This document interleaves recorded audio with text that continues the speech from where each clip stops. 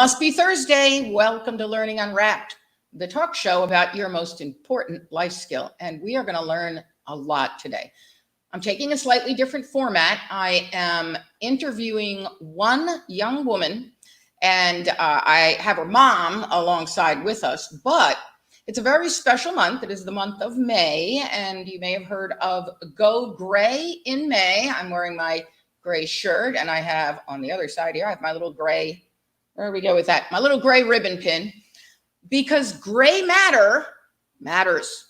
And we are going to talk with my guest today, who's going to share her pretty amazing and informational journey through brain cancer. So it is Go Gray in May for Brain Cancer Month, and that's what we're dedicating the show to. So let's get right to it. This guest, this amazing woman, I met her when she was 3 years old, and her mom actually came to work for me. When I opened an art gallery, she was very much into the arts. So mom used to bring her to the art gallery openings. And for Dr. Seuss Day, she had written an original poem to welcome visitors to the gallery for a first Friday opening that was amazing. I mean, this kid, from the minute I met her, was smart, and going places. And it turns out that her IQ is 1 point shy of being a genius, which annoys her. However, here's the thing. I told her all of those tests have a little bit of a differential. So as far as I'm concerned, Sam is a genius. She was diagnosed with brain cancer at the age of 15. We are going to hear her journey through that. And she's currently a rising senior at Stockton University in Galloway, New Jersey. She is a biochemistry and molecular biology major. I told you she was smart. Her goal is to go to medical school. And during her free time, she enjoys horseback riding. She's won lots of awards there, writing, and babysitting. So let's hear her story and get Samantha, Sam, Rachel on the show. Hi. Hey, Sam, how are you? I'm good. How are you? It is so exciting for us to be here. I mean, we've had some fun together over the years at the art gallery and all that kind of good stuff, doing things we never told your mom, but we're just going to continue to keep those secrets between us. But actually, your story begins with your mom. So Fiona Borland, I met when we were designing learner-active technology-infused classrooms in Manville, New Jersey. And years later, she had taken some time off to have kids. She joined my educational consulting company, IDE, and rose to the ranks of vice president. After about 11 years, she decided that she wanted to set out on a path to become a superintendent. She is currently the director of curriculum, instruction, and staff development at the Montgomery Township Schools. But her greatest title is Mom to Sam and Harry. Please welcome Fiona Borland. Thanks, Nance. Thanks for having me. I do remember a few photos of 11:30 excursions when she was very, very young after some art gallery nights. We had fun, though. It was great. Should be like, Fiona would be like, so where are you now? And you're like, we're at a restaurant. Always good times. Good times. So, Sam, this show is really going to be all about you. Thank you. I'm just going to ask you questions to walk us through the journey. So obviously, and yes, live audience, please feel free to share comments and questions along the way, and we'll get to those questions so that we can answer them for you. First question is simply, how did you originally find out at the age of 15 that you had a brain tumor? So there were a few things that in hindsight should have been much more obvious that I had a brain tumor, but at the time I wrote them off. For example, I had really bad headaches every day. Apparently that's not normal. And they were so bad and every single day because I used to take notes in my notebooks, obviously in high school, and I wrote a lot in the margins. And when I'm looking back through my high school notebooks, I can see in the margins of almost every single page somewhere I'm saying, my brain hurts, like my head feels like it's going to explode. I was writing that every day. That was the main thing that was occurring. But I did also have some vision loss, which I also rationalized away because we have a history of eye problems in our family. and some numbness, which was rationalized away by I fall off horses all the time. It's completely normal. So those things are not actually normal. But when my mother found out about these things, she realized, oh, we should probably go get these checked out. Yeah, Fiona, tell us about the day that you were like, wait, what? Yeah, we were preparing to have some friends over. She was having a sleepover. And as you know, we might have to do in our house, we were doing that extra cleaning before company comes over. And I called her to help me with something. And she said, hold on, I just can't see. And I said, I'm sorry, excuse me, can you repeat that? And then she was annoyed. She was like, hold on, I just can't see. Mom, it's no big deal. It comes right back. So at that point, we kind of headed up to an emergency eye doctor, and that's where it all began. Right, right. And so, listen, audience, remember, if you're a child and little things are going wrong, like headaches and excruciating pain, tell somebody. And clearly, it's a good thing you guys were cleaning that day. So now, Sam, you have a very rare tumor. So tell us about it. And I think we have a brain scan here. Yeah, so my tumor is called a pleomorphic xanthroastrocytoma, PXA for short, much easier to say PXA. It's in the back of my brain on the right side, so the scan is actually a mirror image. Very large, very annoying. And the thing that makes it rare, that's already a very rare type of tumor to begin with, but on top of that, it doesn't even quite fit a grade. It lands in the middle of 2 and 3 because it's not fully bad. The term for that is anaplastic. It's not fully anaplastic, meaning it's not going to spread, hopefully, but it's also not fully kind, which is why it grew back. So it has anaplastic features. Fascinating. You've learned a lot about this. Yeah. Right. And I remember in one of the later surgeries, you actually wanted them to give you a slice to put on a slide, right? Yes, I'm still working on that. I am going to bother doctors until I get one. I have my microscope right here to look at it. So I imagine it would be very fun to look at your own brain tumor under a microscope. All right, so now we're at the point where you're 15 years old. We figured out that you have a brain tumor. It's a rare brain tumor, which means there's not a lot of people around the world who have been studying it. Like you don't have a lot to go on.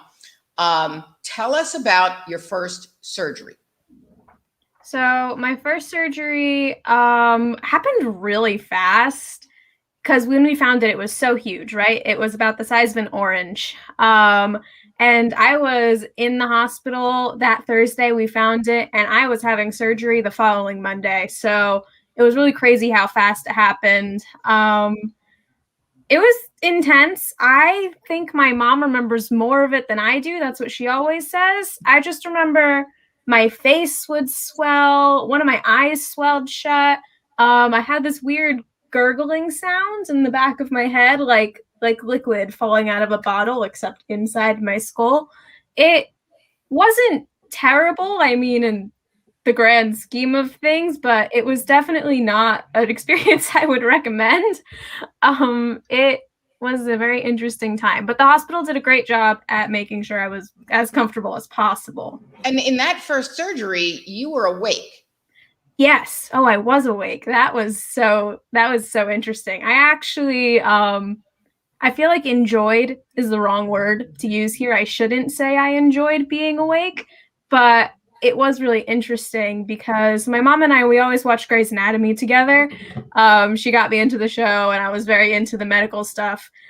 So I remembered while I was in surgery, I had some sense of coherence and they were sawing into my skull, right? Because to get to the brain, you have to saw through the skull. And I remember as they were doing that, at some point, there was a little pop, like a pop, and they stopped. And I remembered from Grey's Anatomy, actually, it was somewhere in season 2, one of the doctors was drilling burr holes, and the doctor who was overseeing it said, oh, make sure you stop once you hear that pop, because that means you are about to hit the membrane and you don't want to cut the membrane. So I remember thinking in that moment during brain surgery, oh, Grey's Anatomy was right. This is so cool. Shout out to Grey's Anatomy. For getting it was so cool. The anatomy right. Yes. Fiona, really want to say enjoyed it. something? No, I just think that it was my first memory of her getting out of the surgery was the anesthesiologist who had been brought in because he specialized in awake brain surgery. And he was the first one in the waiting room, not the doctor. And his words were, "Your daughter just did what could make grown men cry." And he was just blown away that like her fortitude and her perseverance and her strength. And that's just like a moment that I will always remember and just was really, it sticks with you. Yeah, so proud. Meanwhile, the genius over here is just like, having a good old time being awake during brain surgery. I know when I asked her about her next brain surgery, which we'll get to, she's like, well, that wasn't as much fun because I was asleep. But so Grey's Anatomy helped to calm you down. I would imagine it was a little bit scary, right? Yeah, it kind of, I've always been interested in science, but I'd never obviously been in a situation where I was in a hospital for extended periods of times. So at least for me, Grey's Anatomy kind of helped me contextualize things, even if it wasn't always completely accurate. But we were able to keep track of who people were by like comparing them to the characters or remembering, oh, that must be an attending. So he's this character. He's McDreamy. And that's a resident. So we'll put them as this character. Like that's kind of helped us stay sane, I think, especially Fiona and I. It was a good way for us to bond and not kill each other. And at that point, didn't you say your doctor was Amelia? Right? We had Amelia at that point. Who was my doctor? I guess she would be akin to Amelia. Yeah. My doctor was this really incredible brain surgeon. She was really short, but super amazing. She had like 4 kids. And she was, the best word to describe her is badass. That's what I've been, it's just, she's incredible. That's really cool. And so now you've come out of that surgery, and Fiona, tell us what you remember from that. So I think I want to just step back for a moment and tell you that I remember them needing to keep her awake because they said the brain surgery was going to be complicated. So they said the tumor was in a rough place and there were a lot of connections that would make it difficult to get. And it was really the Dr. Tiagi who was, when I asked her, like, is this where we should keep her? Should you do this surgery? She was very confident that this was in her wheelhouse, and she made me feel at ease. I think it's also important, as Sam said, the Grey's Anatomy stuff kept her and I sane afterwards. So we had to hang out in the hospital for about 5 days after her surgery. And when you're just, Mom and Sam in a pediatric ward all day, there's people coming and going. It's a busy space. So that's how we would try to figure out, who was Alex Karev, who was Arizona. And it definitely helped us like place all the people. I think it made something that was completely scary and not normal into something that made us, laugh and get through it and find a way to bond and keep ourselves, entertained at the same time. And then, so Fiona, continue. What were you then told after the surgery in terms of the tumor, how successful an operation it was, et cetera? Right. So there was, they did not get the whole tumor out. There was a piece, Samantha did have a seizure during the surgery. They've also used the words that they lost her once on the table. And so in order to make sure that she is still with us here on this day, they did leave a piece of the tumor in. And so we knew it wasn't going to be completely gone forever. And as the both of you talked about before, the challenge with it being a rare tumor is there is not a go-to protocol. And so having to wait and find out what the doctors thought would be the best next course of action with a tumor that you rarely see. Right. And Sam, what do you remember about being told what happened during the surgery and what they knew about the tumor? So I knew it was rare. I knew people didn't know a lot about it. They didn't tell me as much. I didn't learn like some of the stuff that my mom just said until even fairly recently. But all I knew is that it was rare, but that they kept saying that they could handle it. And I think they definitely did their best in terms of that. But there was definitely a lot of mystery and confusion as to what would happen in the coming months. Right. And because there was a piece of the tumor left. So that was that the reason that you were awake so they could keep determining how far they could go? Yeah, so they were doing like some sort of stimulation, electric stimulation, where they would kind of stimulate the nerves to see where they were in the brain, like make my arm twitch or something, which did happen a few times.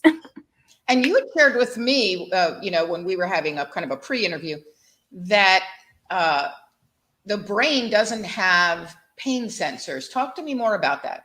Yeah, so you can do brain surgery when you're awake, which seems totally crazy. Part of the reason you can do that is because even though your brain's this bundle of nerves, it doesn't have any pain receptors, pain specific nerves in it.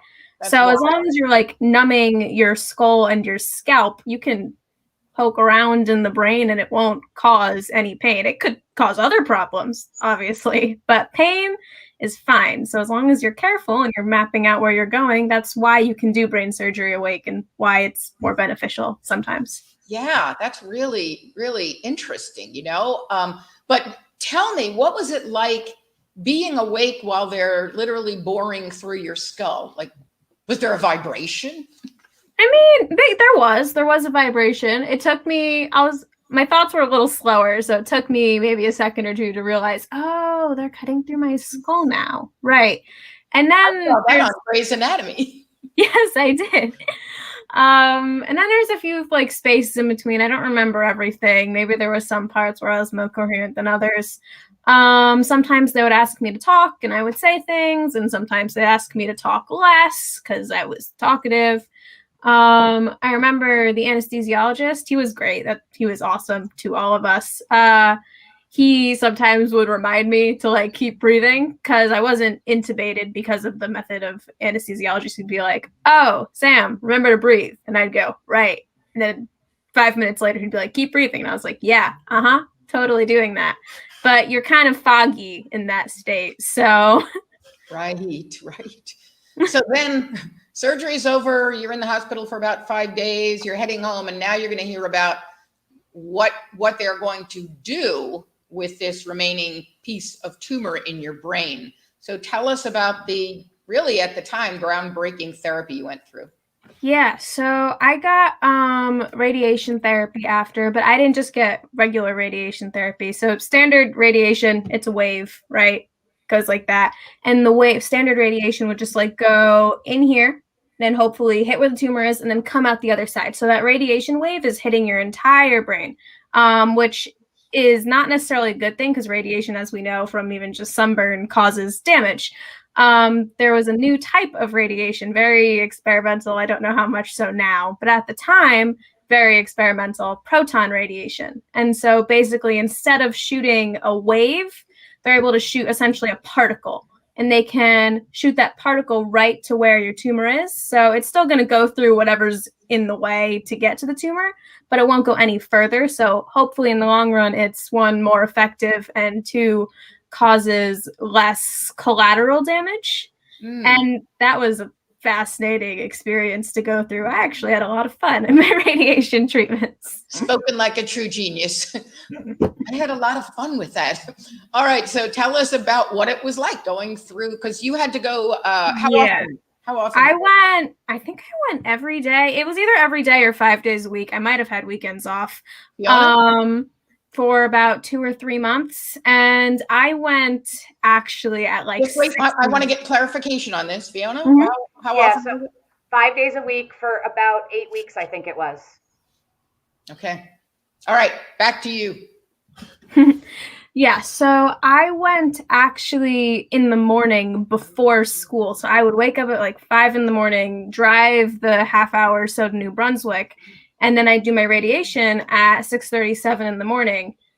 We'd go downstairs, lay on this giant table. I'd get my specialized dyes put in, which are like each person gets individual heads for their radiation machines. And then they snapped my face to the table so I would be in the same position using this custom molded face mask. I named him Jeremiah. I love him. He's great. We've been through a lot together. And then I would kind of just lay on the table while everything moved around for about 20 minutes. Sometimes I fell asleep. It was kind of a nice nap in the morning. And then we'd drive back to school so I could hopefully make it in time to pass pre-calculus.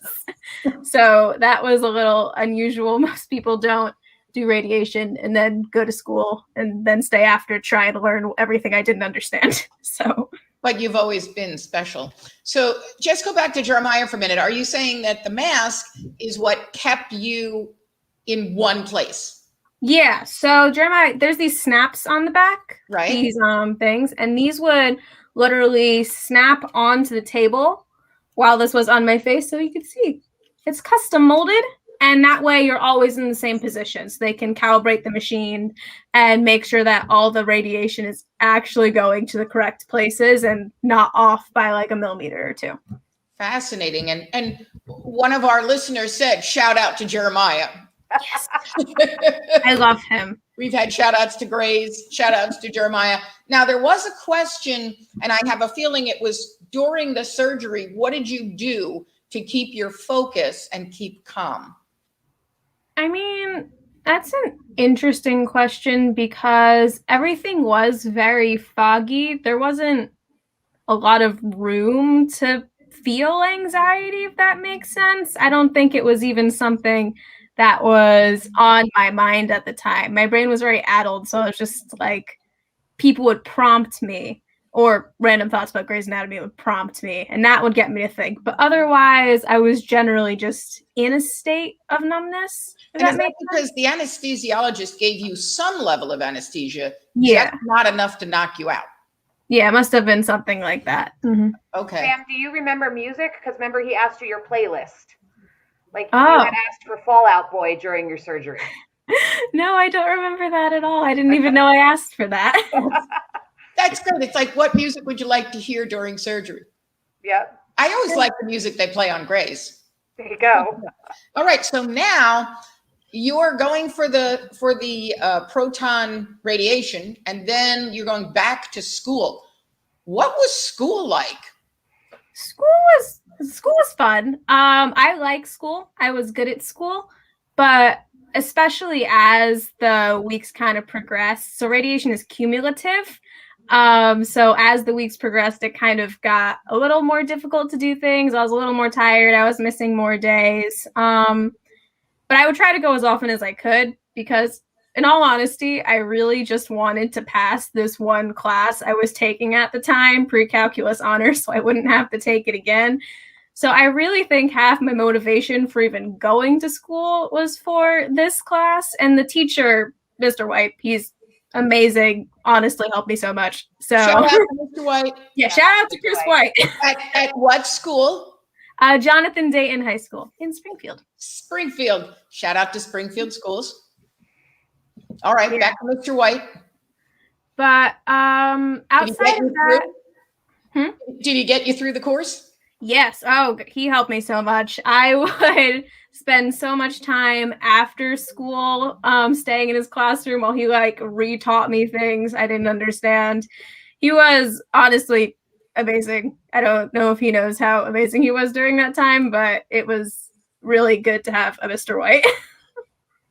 And Fiona, I know you're fond of the Springfield school system. Any shout outs you want?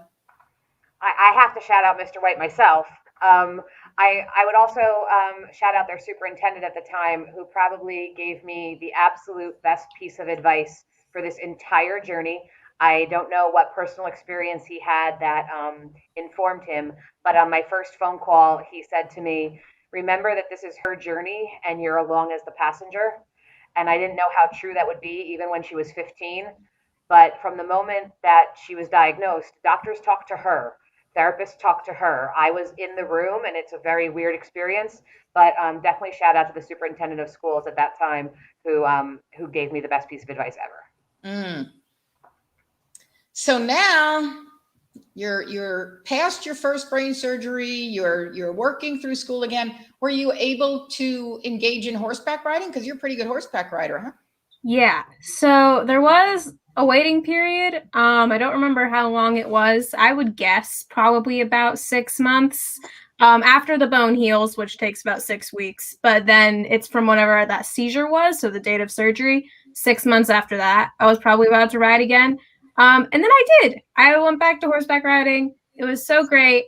What I always think is really funny, though, is I was allowed to ride horses, and I wasn't old enough to drive a car, but I would have been allowed to drive a car. But I was not cleared by the school to go upstairs. So, every day at this point in my life, 2 or 3 times a week, I would be going to my barn. I'd be riding all these different horses, jumping fences, doing all the things. And then I'd have to go back to school. And if I was caught on the stairs, no, I'd get in big trouble, had a special elevator key. I just always found that very ironic. That's right. You can jump with horses, but you can't walk upstairs.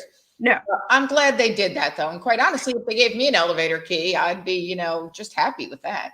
I still have it. So now at some point later, you had a scare with the recurrence or the presumed recurrence of the tumor. Tell us about that. Yeah, so I don't remember the exact timing, like how many months after. If my mom knows, she can comment on that. But it was a few months after. We had gone in for a routine scan. We've been doing this when you have a tumor, you go in and you get scans to see if things grow back. So we'd gone in for one of those routine scans.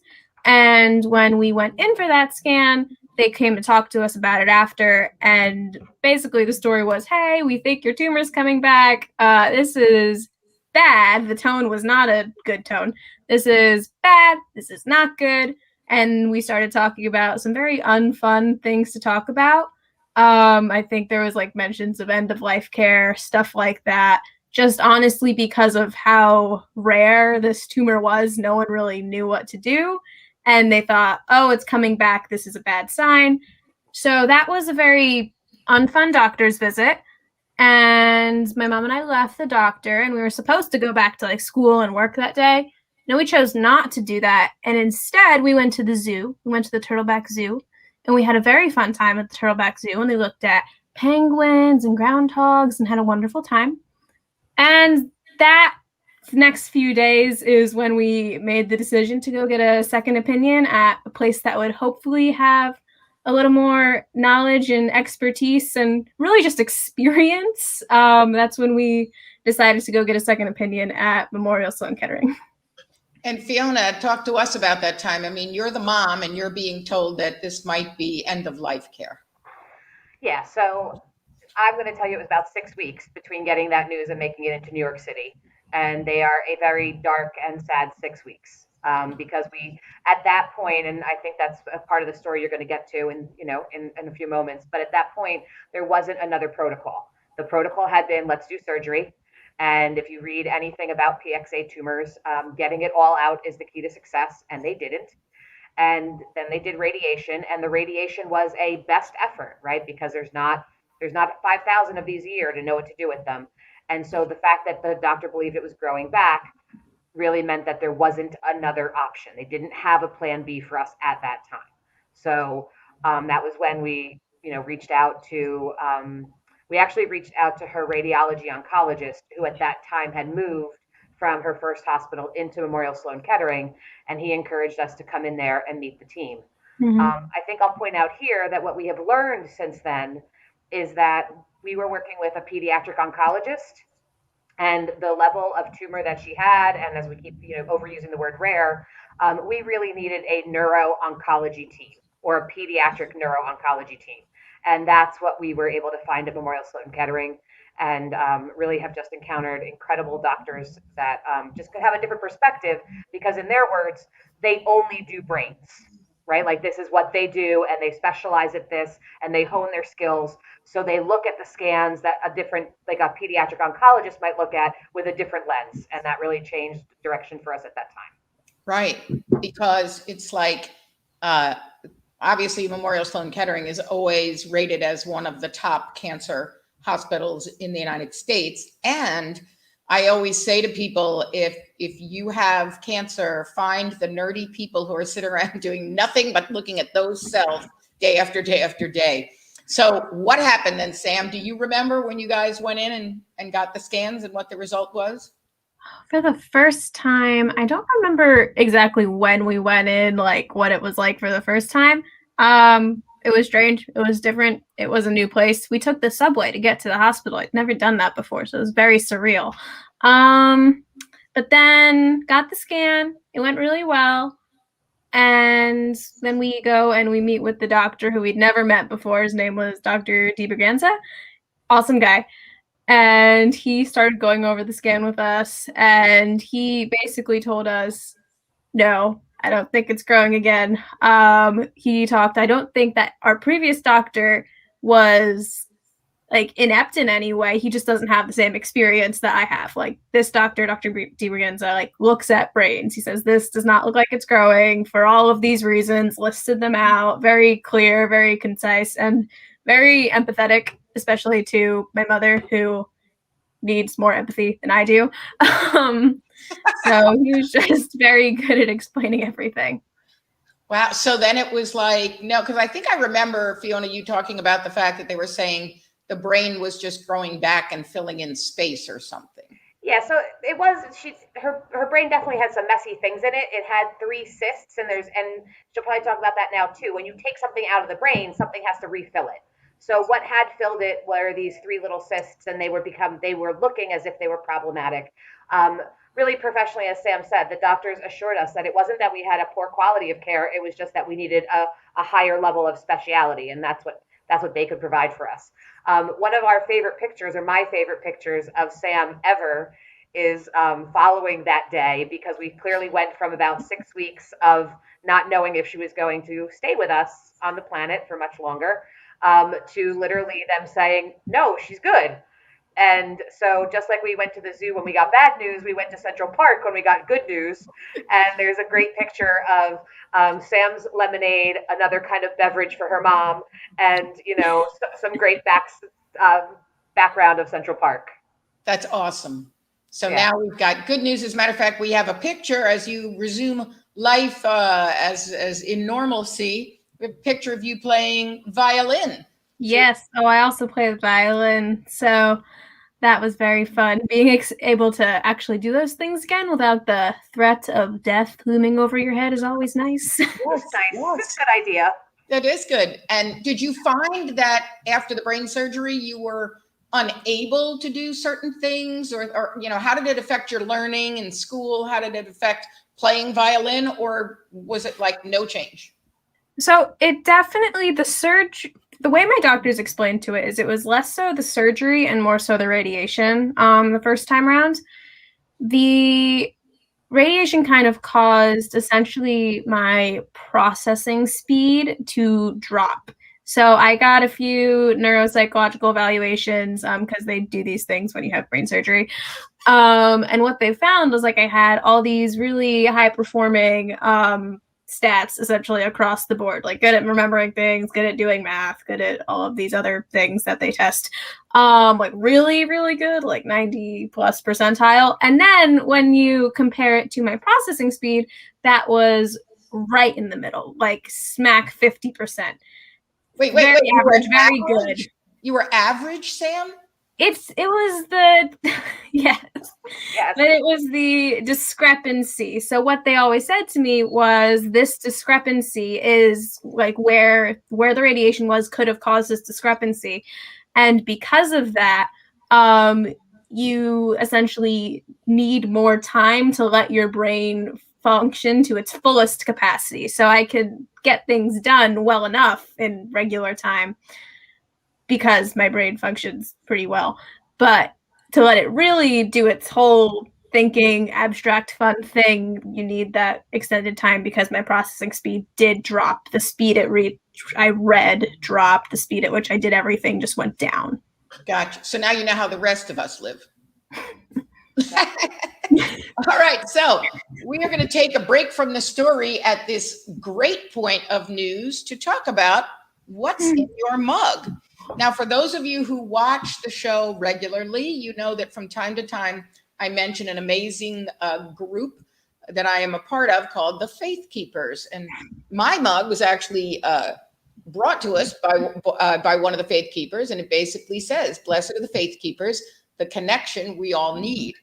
And when we found out, which we will talk about after this break, when we found out that the brain cancer was back, Fiona had asked, well, actually it started with just, I was saying to Fiona, I will be praying for Sam.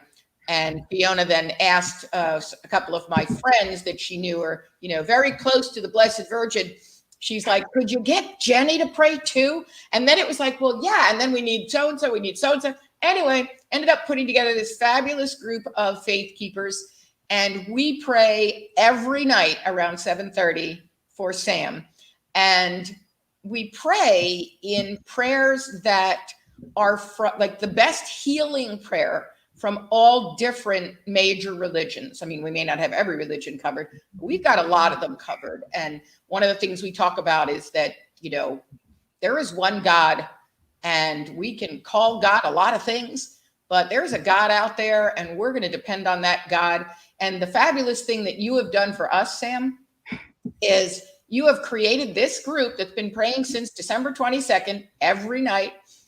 And other people have come our way that we have been praying for. And every time we get good news, we get to do a praise the Lord and shout out to the faith keepers. So shout out to the faith keepers for being a part of my life.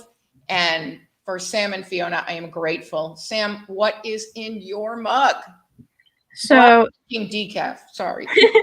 in my mug is seltzer because I am addicted to seltzer. At least it's hydrating. You could be addicted to worse things. But this mug is enough about your mother. Yes, it's a Make-A-Wish mug, but on the front, this art is actually by a Make-A-Wish kid who I met at one of the Make-A-Wish galas. Very amazing kid. It's well loved, has a little chip, but we still use it all the time because, you can't just throw something like this out. So this is my mug today. And actually, the Make-A-Wish Foundation came through for you when you were first diagnosed with brain cancer. And where did you and your family go? Yeah, so I love Lord of the Rings. So I wish to go to New Zealand to see a lot of the Lord of the Rings stuff. So we went to New Zealand, and it was amazing. And we saw so many Lord of the Rings things. And also New Zealand's amazing. You should go there anyway, even if you don't care about Lord of the Rings. Shameless plug. That's awesome. And shameless plug. Well, it's not a shameless plug. It's a good plug for Make-A-Wish Foundation. So we'll talk more about them later as well. Fiona, what is in your mug? Well, I have cherry seltzer in my mug because somebody in the house stole the last grapefruit seltzer, but that's, for another time or another place. My mug is the Asbury Park Roastery. A little shout out to Asbury Park. And that's really my happy place. There's no place to find a little bit of peace and serenity than sitting on the edge of the continent and, watching the waves come in and know that there is things that are bigger out there that take care of us. And I love looking at the ocean to remind myself of that. That's a wonderful thing. So let's continue on with the conversation. So now, Sam, life is moving on. And wait, there's a question up here. Sam, what advice would you give to a 15-year-old that just found out they have cancer?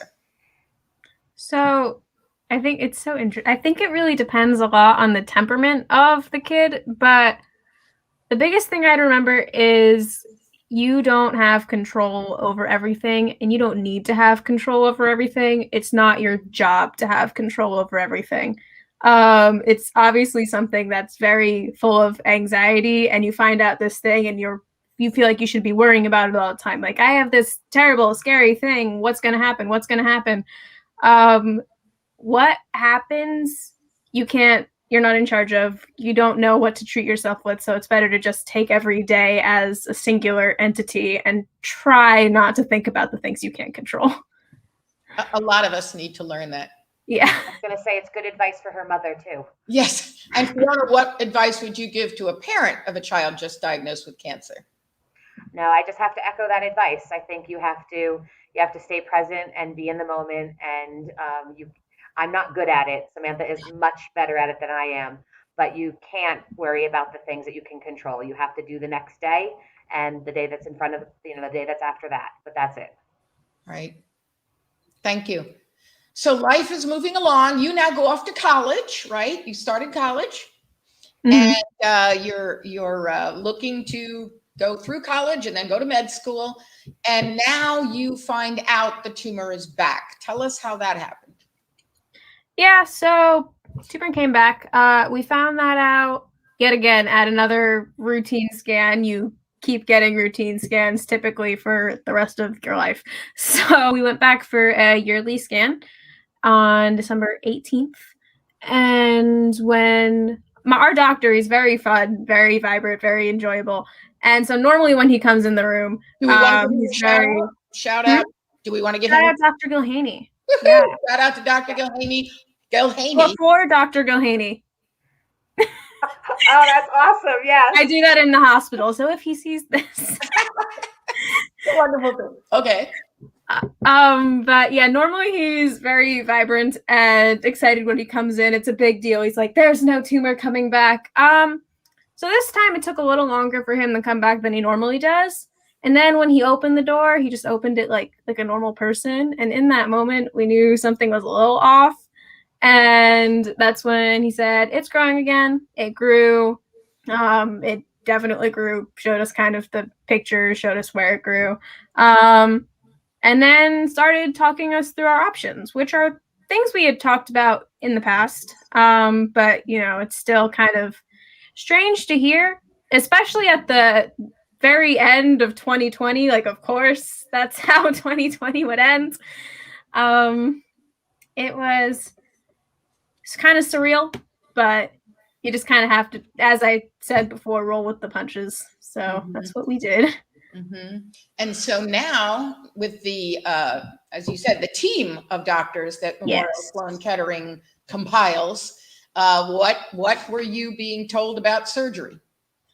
Well, they said they probably want to do it again. Our neuro-oncologist, that's Dr. Gilhaney, he said, yeah, we're probably going to want to do surgery again. Said we want to do it with this doctor, Dr. Sweetane.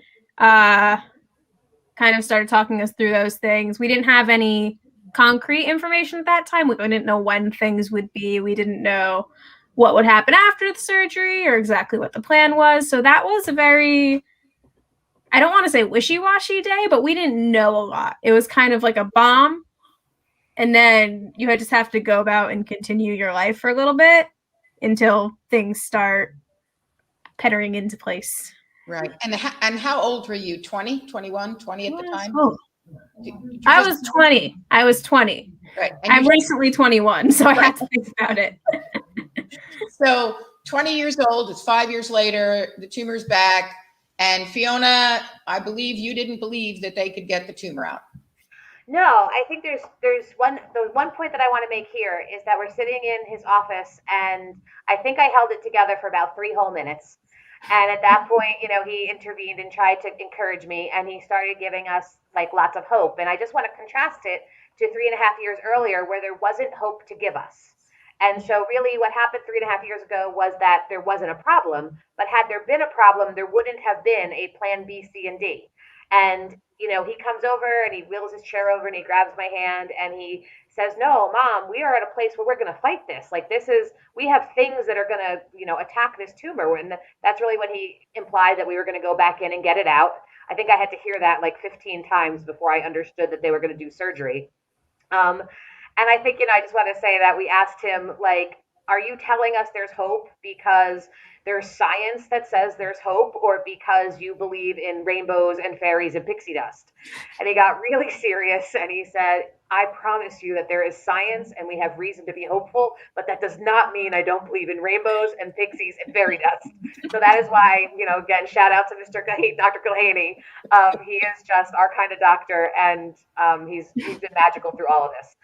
But yeah, as Sam said, the very big difference this time is then you wait, right? So he assured us in that moment that there was reason to be hopeful, that there was going to be a plan of action, but this went much slower. This was that was December 18th. Then there were some extra scans, and she wouldn't do surgery all the way until February 4th. So that was a long period of time of just trying to pretend life is normal when something something completely extraordinary is coming down on your world. Right. Mm-hmm. And then we get to February, because I remember the day you were going in for surgery, all the faith keepers got online and started praying. Tell us about your second surgery. So second surgery was a little different for a few reasons. One, it occurred during a pandemic. And I don't recommend to anyone getting cancer at any time. It's not really fun. But if it has to happen, it really shouldn't happen during a pandemic because everything, it sounds so petty, but is so much more inconvenient, right? Like you have to make sure that you don't get COVID, right? That you're not near anyone who has it, because you can't go in to get surgery, right? You can't go to a hospital filled with children with cancer when you have COVID. So like there's just so many more variables that need to be tracked. But we did that. Snowstorms. Mm-hmm. Oh yeah, and snowstorms, right? We also had a lot of snowstorms when I had to get surgery, so that was another fun thing, driving in New York City with my mom in a snowstorm. That was fun. Was it the driving in New York City with the snowstorm or driving with your mom? Both. Good to know. They work together. But it was a little bit different even outside of that too, because obviously the first time I had surgery, I'd been in the hospital for 4 days prior, and I found out I had cancer 4 days prior. So we drive in the morning and like go to this pre-op area that I didn't even know existed, which I guess I should have known existed, right? And we get dressed, we get ready. I have to change my mask, which was fun. And then there's all these nurses running around, and they're asking like, "Oh, do you have your things? Do you have your stuff? Are you ready? Do you need us to put things places?" The thing I remember the most that was really cool is they asked, "Oh, who's your surgeon?" Right? And you're at Memorial Sloan Kettering. All the doctors there are pretty cool. They're pretty hot shots, if you ask me. They asked, "Who's your surgeon?" And I said, "Oh, my surgeon's Mark Sweetain." And they're like, "Oh, that's Superman. You got the good one." And I feel like when someone says that in a place like Memorial Sloan Kettering, it really it brings a lot of comfort to your soul. Sure. Mm-hmm. And he was fairly confident. Well, I don't even want to say fairly. He was confident, wasn't he? Yeah, he was confident and excited. He was ready. Yeah. All right. From the moment he saw her scans, he said, "This is what I do." Mm-hmm. He said, "Don't worry, Mom. This is what I do." I appreciate that confidence. And Fiona, what do you remember then about post-surgery? What were you told? Yeah, he walked in and his words were, "I've cleared the field. I have every reason to believe the tumor's gone." We had to wait for confirmation of that for a couple weeks. That was a little bit of a bumpy road, but he was confident in that moment. He was really he was excited that it had gone successful, and he gave me every reason to be hopeful. Yeah, you're missing the most important part, Fiona. He came in and said that he had a lot of fun doing my surgery. I was trying to save that. Yes, he did express that, and I think that might could be off-putting to someone. I thought it was awesome. I thought when you're at the top of your field and you've gone in and you've done something, I don't know if it was hard or not. Like I mean, I imagine all brain surgery is hard. But he came out just absolutely believing that he had confidently done what he'd gone in to do. That is cool. That was cool. That's got to feel good when your doctor comes out and says, "I had a lot of fun and I got the tumor out." So shout out to Mark Sweetain, right? Absolutely. Oh yeah. And we have Andrew Diak. I hope I said that correctly. Who made a comment? Can we add a success variable that Sam is a badass warrior? So I think we would all agree with that, Sam. A genius, badass warrior. All right. So now, Sam, even though the tumor is out, and actually tell us about the day you found out for sure that they were confident that it was out. Oh, yeah. So this was kind of cool. I don't remember how long it was. I'm really bad at timelines, but we went in. And that has nothing to do with the brain surgery, folks. Yeah. It really doesn't. That's the sad part. So we went in for a post-op scan. I think it was like 4 or 6 weeks out. And it was a long scan, longer than I was used to, because they were doing a different type of imaging that would be able to tell basically if what was left was tumor or if it was brain tissue. It's cool. Very interesting. But when we went in to have our meeting with Dr. Lehaney after, they didn't have the results at the time. They didn't have them while we were in the office. And so he was saying, listen, we'll get them really soon. I'll call you as soon as we know. These are the different options. It could be residual tumor. It could be scar tissue. These are the things it could be. We're hoping it's scar tissue, all the fun things, right? We're about to leave. We're literally walking out the door, like doors open. Dr. Lehaney is out the door, and he turns around and goes, wait, they just texted me. They don't think it's tumor. And we were like, oh my God, that's so great. It was a very dramatic and kind of fun moment, honestly. Absolutely. So that was very enjoyable. You didn't And then have to go that to the led zoo. to a further conversation. You didn't have to go to the zoo afterwards. No, We didn't. No, it We was should have. Now, at this point, though, they still are giving you treatment. So tell us why they're giving you treatment and what that treatment is like. So I'm currently on a clinical trial. It has 3 drugs, dabrafenib, trametinib, and hydroxychloroquine. The trial is actually a combination of the 3 drugs. Like all the drugs on their own are approved, but just to make that clear. And that's because just in case there are any stray cancer cells roaming around, we're going to get rid of them. Is that the deal? Mm-hmm. So they confirm to the best of their ability that there is no tumor left in there, like no residual tumor. Obviously that doesn't mean there couldn't be a stray like cells are really small. There might be some left.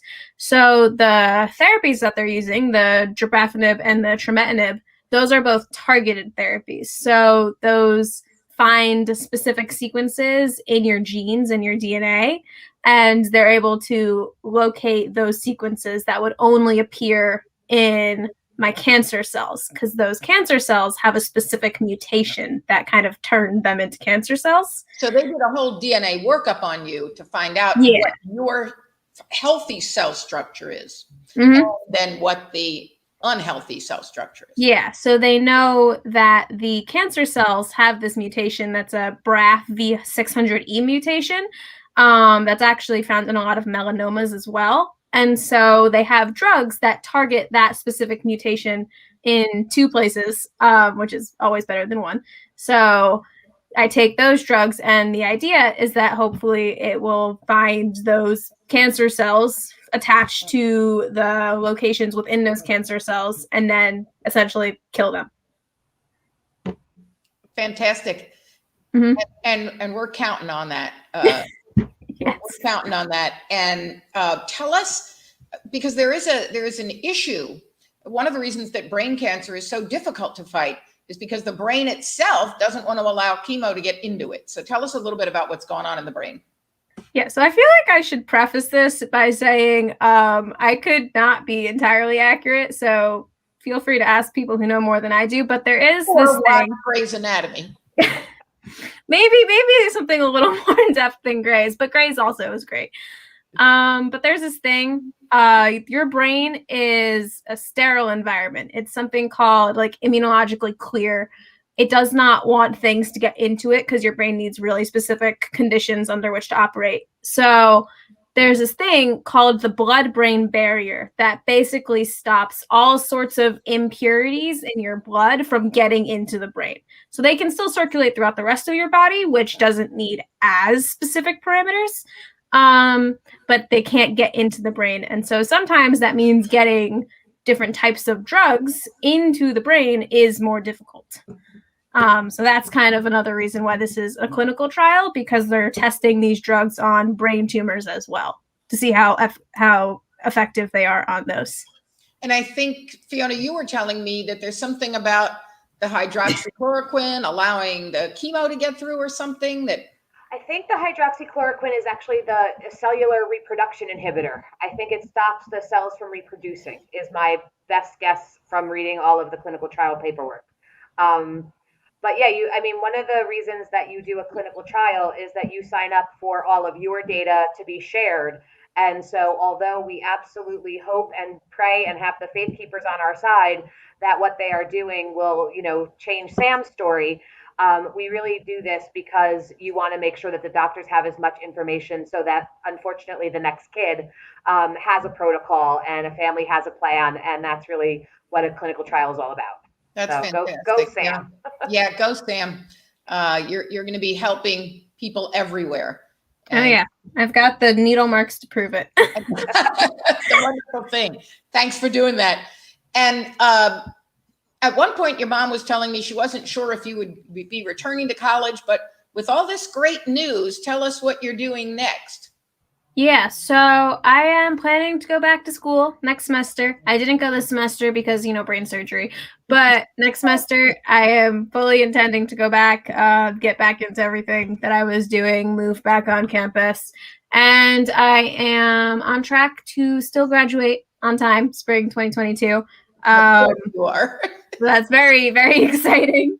I am very ready to move back to school and not live with my mom and my brother because I love them so much, but we need space sometimes.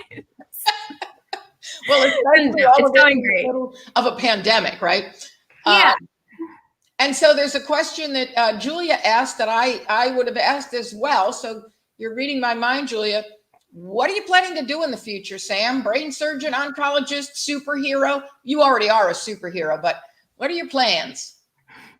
My plans are to hopefully go to medical school. That might take a little bit of time because there was a pandemic in the middle of me doing things, but I want to go to medical school, and I don't know what school in mind. No. You haven't taken medical school yet. Yeah, I'd like to get into one. It's very difficult to get into them. Sam. So, Sam. Yeah, well, we can't keep saying that. I don't want to jinx it. Okay. No jinxing it. But I'd like to go to medical school. I don't know what for. There's so much time to explore and actually try things out when I'm hopefully there. I do know that I like kids, so I would like to do something with kids. But in terms of what field, what specialty involving children, that is to be determined. Still up for grabs. Yes. Do you think that you will be, are you intrigued about brain cancer? Do you think you'll be studying brain cancer? Yeah, I obviously have a lot of personal experience with it. And it does interest me a lot, especially I really like the immune system. I like immunology, and your brain has a lot of really interesting things going on in terms of its own immunity and immune system. So that's something I'd like to look into in the future, coming from a very nerd perspective. So that is very interesting to me. But like I said, I do want to explore all the options when I hopefully get there. Mm-hmm. Well, I couldn't be more excited for the outcomes and how it sounds like there's a significant amount of hope, which is why I love having you come on and tell your story. You have been through a lot, and what a trooper you are. I actually, I used my Faith Keepers mug, but I have another water mug here that reminds me of you, and it says, "Fight like a girl." Thank you. And that reminds me of you, Sam. I have absolutely adored you from the day I met you. I think you're an amazing human being, and I appreciate your sharing the story. But before you go, and I'm going to ask both of you to think about any final thoughts you want to share, something in the story you didn't get to say that you'd like to, advice you want to give people. While you guys are thinking on that, I would like to put up again the websites of giving at Memorial Sloan Kettering. I know I have donated. I hope that for Go Gray in May, you will all go to this website and give whatever you can. They're an amazing hospital, and they're doing amazing research with folks like Sam in order to figure out how we can fight cancer. So I hope that you'll be able to help out there. And for kids who are faced with really traumatic issues, such as facing brain cancer that we don't know what the outcome will be, the Make-A-Wish Foundation changes lives, gives you a sense of relief, allows you to just get away from it all. And so again, wish.org/New Jersey. Sam and Fiona would love it if as well you could go there and give whatever it is that you can. $5, $10, $100, $10,000. Bill Gates, if you're listening, a couple of million, billion, whatever. But hey, let's try and help folks out as we are facing this Go Gray in May. So Fiona, final thoughts. Yeah, if you find yourself in this situation, what comes to mind is allow yourself to have a tribe. When Sam had brain cancer the first time, I think I put my head down and tried to tunnel through it and really just wanted to keep it close to myself till it was over. This time, I think that I have been more open and allowed my friends to jump in and help. And it is your friends want to be there for you, your family wants to be there for you, your faith keepers want to be there for you. So find your tribe and let them be your tribe. Awesome. And thank you, Fiona, for being here on the show to add your perspective. And Sam, your final thoughts here. The biggest thing I can think of, and I said this earlier, but I really think it's the most important thing, is to remember that it's okay to not know what's happening and that it's okay to not be in control. I like to know as much of the science as I can because it helps me understand things better. But it also, for me, helps me understand that this is something that my body's doing that I can't stop from happening. And knowing that for some reason is very calming to me. Like, it's not my responsibility. It is people who have studied this and are doing their best, and just really try not to focus on the things you can't control. Yeah. Well, your story makes my heart happy. And I know that you will continue to tell your story. I appreciate your willingness to come on here. We met ahead of time and I'd asked you, is there anything you're uncomfortable talking about? And you were like, no, I'm willing to tell my story.